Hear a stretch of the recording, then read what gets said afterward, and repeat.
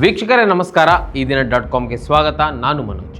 ಸಾಮಾನ್ಯವಾಗಿ ಯುದ್ಧಗಳು ಎಂದಿಗೂ ಯಾವ ಹೊಸದನ್ನು ಹುಟ್ಟಾಕೋದಿಲ್ಲ. ಬದಲಿಗೆ ಅಸ್ತಿತ್ವದಲ್ಲಿದ್ದ ಎಲ್ಲ ಜೀವರಾಶಿಗಳನ್ನು ನಾಶಗೊಳಿಸುತ್ತದೆ. ಯುದ್ಧವೆಂದರೆ ಒಂದು ರೀತಿಯಲ್ಲಿ ಭಯವನ್ನು ಸೃಷ್ಟಿಸುವ ಘಟನೆ. ಸಾಮಾನ್ಯವಾಗಿ ಯಾರೂ ಕೂಡ ಯುದ್ಧವನ್ನು ಬಯಸೋದಿಲ್ಲ. ಆದರೆ ಜಗತ್ತಿನಲ್ಲಿ ಯಾವಾಗಲೂ ಯುದ್ಧವನ್ನು ಬಯಸುವ ರಾಷ್ಟ್ರಗಳೆಂದರೆ ಅಮೆರಿಕ ಮತ್ತು ಇಸ್ರೇಲ್. ಈ ಇಸ್ರೇಲ್ ಮೊದಲಿನಿಂದಲೂ ಯುದ್ಧಕೋರ ಮನಸ್ಥಿತಿಯನ್ನು ಹೊಂದಿರುವಂತಹ ರಾಷ್ಟ್ರ. ಅದರಲ್ಲೂ ಈಗ ಇರುವ ಪ್ರಧಾನಿ ಬೆಂಜಮಿನ್ ನೆತನ್ಯಾಹು ಅಧಿಕಾರಕ್ಕೆ ಬಂದ ಮೇಲೆ ಪ್ರತಿದಿನ ಯುದ್ಧವನ್ನು ಬಯಸುವ ರೀತಿಯಲ್ಲಿ ವರ್ತಿಸುತ್ತಿದ್ದಾರೆ. ಅದಕ್ಕೆ ತಾಜಾ ಉದಾಹರಣೆ ಎಂಬಂತೆ 2023 ಅಕ್ಟೋಬರ್ 23ರಂದು ಶುರುವಾದ ಇಸ್ರೇಲ್ ಪ್ಯಾಲೆಸ್ತೈನ್ ಸಂಘರ್ಷ ಇಂದಿಗೂ ಕೊನೆಗೊಂಡಿಲ್ಲ. ಈಗಲೂ ಸಹ ಆ ಸಂಘರ್ಷ ನಡೆಯುತ್ತಲೇ ಇದೆ. ಈಗ ಬಹುಕಾಲದ ವಿರೋಧಿಯಾಗಿದ್ದ ಇರಾನ್ ಮೇಲೆ ಇಸ್ರೇಲ್ ಮತ್ತು ಅಮೆರಿಕ ಜೊತೆಗೂಡಿ ದಾಳಿಯನ್ನು ನಡೆಸಿವೆ. ಇಡೀ ಮಧ್ಯಪ್ರಾಚ್ಯದಲ್ಲಿ ದಾಳಿ ನಡೆದಾಗ ಯಾರೊಂದಿಗೂ ಸೋಲನ್ನ ಒಪ್ಪಿಕೊಳ್ಳದ ದೇಶವೆಂದರೆ ಅದು ಇರಾನ್. ಅದರಲ್ಲೂ ಮುಖ್ಯವಾಗಿ ಅಮೆರಿಕಕ್ಕೆ ಸೆಡ್ಡು ಹೊಡೆದು ನಿಂತ ದೇಶವೇ ಇರಾನ್. ಇಡೀ ಮಧ್ಯಪ್ರಾಚ್ಯಕ್ಕೆ ಇರಾನ್ ಒಂದು ರೀತಿಯಲ್ಲಿ ಕೊಂಡಿಯಾಗಿ ಕೆಲಸ ಮಾಡುತ್ತದೆ. ಈಗ ಇಸ್ರೇಲ್ ಅಮೆರಿಕ ನಡೆಸಿರುವ ದಾಳಿಯಿಂದ ಇರಾನ್ನಲ್ಲಿ ಅನೇಕ ಸಾವು ನೋವುಗಳು ಸಂಭವಿಸಿವೆ. ಅದೇ ರೀತಿಯಲ್ಲಿ ಇರಾನ್ ನಡೆಸಿದ ಪ್ರತಿದಾಳಿಯಲ್ಲೂ ಸಹ ಇಸ್ರೇಲ್ನಲ್ಲಿ ಸಾವು ನೋವುಗಳು ಸಂಭವಿಸಿವೆ. ಆದರೆ ಇಸ್ರೇಲ್ಗಿಂತ ಇರಾನಿನಲ್ಲಿ ನಡೆದಿರುವ ಸಾವುಗಳೇ ಹೆಚ್ಚು. ನಾನು ಮೊದಲೇ ಹೇಳಿದಾಗೆ ಯುದ್ಧಗಳು ಎಂದಿಗೂ ಸಾವನ್ನೇ ಬಯಸ್ತವೆ ಹೊರತು ಯಾವ ಹೊಸ ಚಿಗುರನ್ನೂ ಸಹ ಹುಟ್ಟುಹಾಕುವುದಿಲ್ಲ. ಇನ್ನು ಇಸ್ರೇಲ್ ಅಮೆರಿಕ ನಡೆಸಿದ ಮೊದಲ ದಿನದ ದಾಳಿಯಲ್ಲಿ ಇರಾನ್ ರಾಜಧಾನಿ ಟೆಹರಾನ್ ಸೇರಿದಂತೆ ಅನೇಕ ನಗರಗಳ ಮೇಲೆ ದಾಳಿ ಮಾಡಿದೆ. ಈ ದಾಳಿಯಲ್ಲಿ ಮುಖ್ಯವಾಗಿ ಗುಪ್ತಚರ ಇಲಾಖೆ, ಮಿಲಿಟರಿ ಕಟ್ಟಡಗಳು, ರಕ್ಷಣಾ ವ್ಯವಸ್ಥೆ ಮತ್ತು ಇರಾನಿನ ಪರಮೋಚ್ಚ ನಾಯಕ ಅಯತೊಲ್ಲಾ ಅಲಿ ಖಮೇನಿ ಅವರ ಕಚೇರಿಯ ಮೇಲೆ ಸಹ ದಾಳಿ ನಡೆಸಿದೆ. ಈ ದಾಳಿಯಲ್ಲಿ ಇರಾನಿನ ಪರಮೋಚ್ಚ ನಾಯಕ ಅಯತೊಲ್ಲಾ ಅಲಿ ಖಮೇನಿ ಮೃತಪಟ್ಟಿದ್ದಾರೆ. ಅಲ್ಲೇ ಇದ್ದ ಖಮೇನಿ ಅವರ ಮಗಳು, ಅಳಿಯ ಮತ್ತು ಅವರ ಮೊಮ್ಮಗಳು ಸಹ ಮೃತಪಟ್ಟಿದ್ದಾರೆ. ಜೊತೆಗೆ ಈ ದಾಳಿಯಲ್ಲಿ ಇರಾನಿನ ಅತ್ಯುನ್ನತ ಮಿಲಿಟರಿ ಸಚಿವರಾಗಿದ್ದಂತಹ ಹುಸೇನ್ ಸಲಾಮಿ ಅವರನ್ನ ಸಹ ಕೊಲ್ಲಲಾಗಿದೆ. ಇನ್ನು ದಕ್ಷಿಣ ಇರಾನಿನ ಮಿನಾಬ್ ನಗರದಲ್ಲಿ ಪ್ರಾಥಮಿಕ ಶಾಲೆಯ ಮೇಲೆ ಇಸ್ರೇಲ್ ಅಮೆರಿಕ ದಾಳಿ ನಡೆಸಿದೆ. ಇದರಿಂದ ಅಮಾಯಕ 148ಕ್ಕೂ ಹೆಚ್ಚು ಮಕ್ಕಳು ಸಾವನ್ನಪ್ಪಿದ್ದಾರೆ.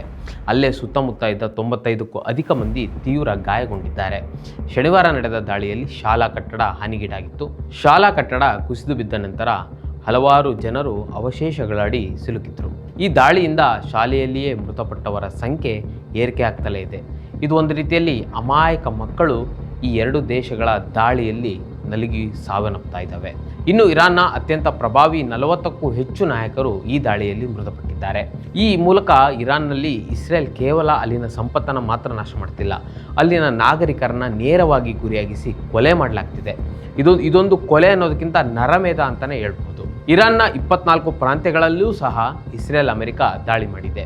ಈ ದಾಳಿಯ ಪರಿಣಾಮವಾಗಿ 201 ಮಂದಿ ಮೃತಪಟ್ಟಿದ್ದಾರೆ ಅಂತ ಇಲ್ಲಿನವರೆಗೆ ಬಂದಿರುವ ವರದಿಗಳು ಹೇಳ್ತಿವೆ.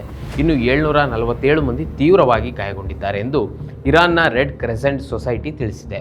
ಈ ಸಾವುಗಳು ಇನ್ನಷ್ಟು ಹೆಚ್ಚುವ ಸಾಧ್ಯತೆಯೂ ಇದೆ. ಇನ್ನು ಇಸ್ರೇಲ್ ಅಮೆರಿಕ ನಡೆಸಿದ ಭೀಕರ ದಾಳಿಗೆ ಇರಾನ್ ಸಹ ಪ್ರತಿದಾಳಿಯನ್ನ ನಡೆಸಿದೆ.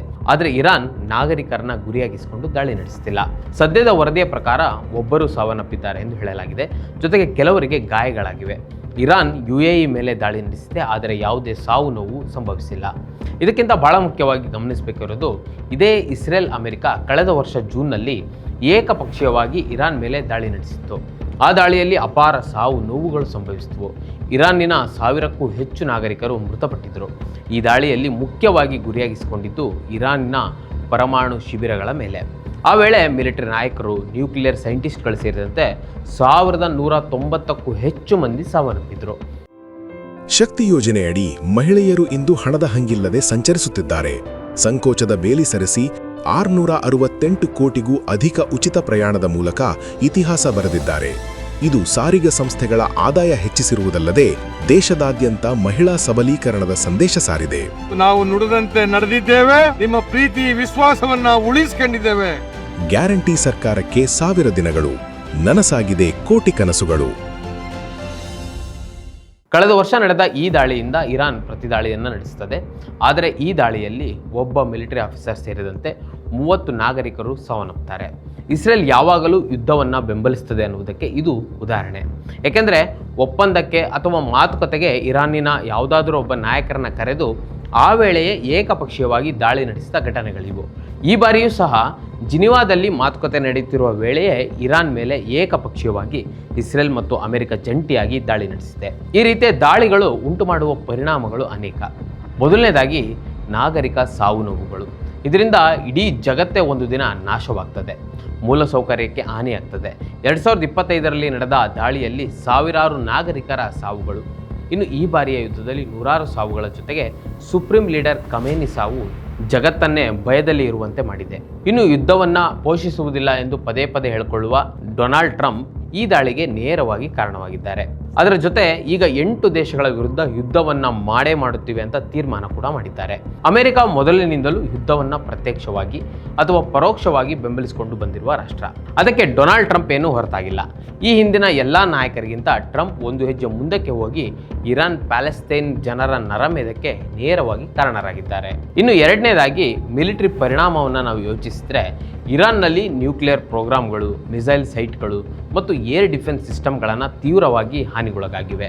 ಅದೇ ರೀತಿಯಲ್ಲಿ ಇರಾನ್ ಬಳಿ ಇರುವ ಮಿಸೈಲ್ನಿಂದ ಇಸ್ರೇಲ್ ಮೇಲೆ ಹಾನಿ ಮಾಡಲು ಏನಾದರೂ ಇರಾನ್ ಆರಂಭಿಸಿದರೆ ಇಸ್ರೇಲ್ ಸಂಪೂರ್ಣವಾಗಿ ನಾಶವಾಗುವ ಸ್ಥಿತಿಗೆ ಬರ್ತದೆ. ಯಾಕಂದರೆ ಇಸ್ರೇಲ್ ಯಾವ ಪ್ರಮಾಣದಲ್ಲಿ ಮಿಸೈಲ್ಗಳನ್ನು ಹೊಂದಿದೆಯೋ ಅದೇ ಪ್ರಮಾಣದಲ್ಲಿ ಇರಾನ್ ಸಹ ಮಿಸೈಲ್ಗಳನ್ನು ಹೊಂದಿದೆ. ಇನ್ನು ಮೂರನೇದಾಗಿ ಆರ್ಥಿಕ ಪರಿಣಾಮಗಳು ದೊಡ್ಡ ಮಟ್ಟದಲ್ಲಿ ಬೀರಬಹುದು. ತೈಲ ಬೆಲೆಗಳು ಏರಿಕೆ ಕಾಣಬಹುದು. ಈಗಾಗಲೇ ಇರಾನ್ ಹಾರ್ಮುಜ್ ಜಲಸಂಧಿಯನ್ನು ಮುಚ್ಚಿದೆ. ಯಾವ ತೈಲದ ಹಡಗು ಹೋಗದಂತೆ ತಡೆ ಹಿಡಿದಿದೆ. ಇದರಿಂದ ಜಾಗತಿಕ ತೈಲ ಬೆಲೆ ಹೆಚ್ಚಾಗಬಹುದು. ಇನ್ನು ಇರಾನಿನ ಆರ್ಥಿಕ ಸ್ಥಿತಿಯು ಇನ್ನಷ್ಟು ಕೆಳಗಿಳಿಬಹುದು. ಇನ್ನು ಬಹಳ ಮುಖ್ಯವಾಗಿ ಅಂತಾರಾಷ್ಟ್ರೀಯ ಮಟ್ಟದ ರಾಜಕೀಯದಲ್ಲಿ ಬಹಳ ದೊಡ್ಡ ಹೊಡೆತವನ್ನು ಈ ದೇಶಗಳು ಅನುಭವಿಸಬಹುದು. ಇನ್ನು ಮಧ್ಯಪ್ರಾಚ್ಯ ಏಷ್ಯಾದಲ್ಲಿ ದೇಶಗಳ ಗಡಿಗಳು ಸಹ ಬದಲಾಗಬಹುದು. ಅಮೆರಿಕ ಈಗಾಗಲೇ ಇರಾನ್ ಸುತ್ತಮುತ್ತ ಇರುವ ದೇಶಗಳಾದ ಮತ್ತು ರಾಜಪ್ರಭುತ್ವವಿರುವ Saudi Arabia, Jordan, Bahrain, UAE, Oman ದೇಶವನ್ನು ತನ್ನ ತೆಕ್ಕೆಯಲ್ಲಿ ಹಿಡಿದಿಟ್ಕೊಂಡಿದೆ. ಈಗ ಇರಾನ್ನ ಸರ್ವೋಚ್ಚ ನಾಯಕರನ್ನ ಹತ್ಯೆ ಮಾಡಿದ ನಂತರ ಇರಾನನ್ನು ಸಹ ತನ್ನ ತೆಕ್ಕೆಗೆ ತೆಗೆದುಕೊಳ್ಳಲು ಅಮೆರಿಕ ಪ್ರತಿದಿನ ಹವಣಿಸುತ್ತಿದೆ. ಈ ಯುದ್ಧ ಇನ್ನು ಎಷ್ಟು ದಿನ ನಡೆಯಬಹುದು ಎಂದು ಊಹಿಸುವುದು ಬಹಳ ಕಷ್ಟ. ಅಮೆರಿಕದ ಅಧ್ಯಕ್ಷ ಡೊನಾಲ್ಡ್ ಟ್ರಂಪ್ ಇನ್ನು 1 ವಾರ ಅಂತರೂ ಈ ದಾಳಿ ಮುಂದುವರಿಸುವ ಬಗ್ಗೆ ಹೇಳಿದ್ದಾರೆ. ಮಧ್ಯಪ್ರಾಚ್ಯದಲ್ಲಿ ನಡೆಯುತ್ತಿರುವ ಈ ದಾಳಿ ನಿಜಕ್ಕೂ ಮುಂದಿನ 3ನೇ ಮಹಾಯುದ್ಧದ ರೀತಿಯಲ್ಲಿ ಕಾಣಿಸುತ್ತಿದೆ. ಇದರಿಂದ ಆಗುವ ಸಾವು ನೋವುಗಳು ಅತ್ಯಂತ ಭೀಕರವಾಗಿರ್ತದೆ. ಅದರಿಂದ ಇಡೀ ಜಗತ್ತು ಈ ಕೂಡಲೇ ಇಸ್ರೇಲ್ ಅಮೆರಿಕ ನಡೆಸುತ್ತಿರುವ ಈ ಭೀಕರ ದಾಳಿಯನ್ನು ಖಂಡಿಸಬೇಕು ಮತ್ತು ವಿಶ್ವಸಂಸ್ಥೆ ತಕ್ಷಣವೇ ಮಧ್ಯಪ್ರವೇಶ ಮಾಡಬೇಕು. ಶಾಂತಿ ನೆಲೆಸಲು ನಾವೆಲ್ಲರೂ ಈ ಕೂಡಲೇ ಮುಂದಾಗಬೇಕು.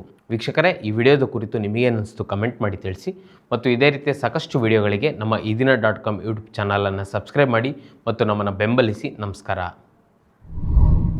ಮತ್ತಷ್ಟು ವಿಶೇಷ ವಿಡಿಯೋಗಳನ್ನು ನೋಡಲು ಮತ್ತು ಹೊಸ ವಿಡಿಯೋಗಳ ಬಗ್ಗೆ ತಿಳಿಯಲು ಇದೀನ.com ಯೂಟ್ಯೂಬ್ ಚಾನೆಲ್ ಸಬ್ಸ್ಕ್ರೈಬ್ ಮಾಡಿ ಮತ್ತು ಬೆಲ್ ಐಕಾನ್ ಕ್ಲಿಕ್ ಮಾಡಿ.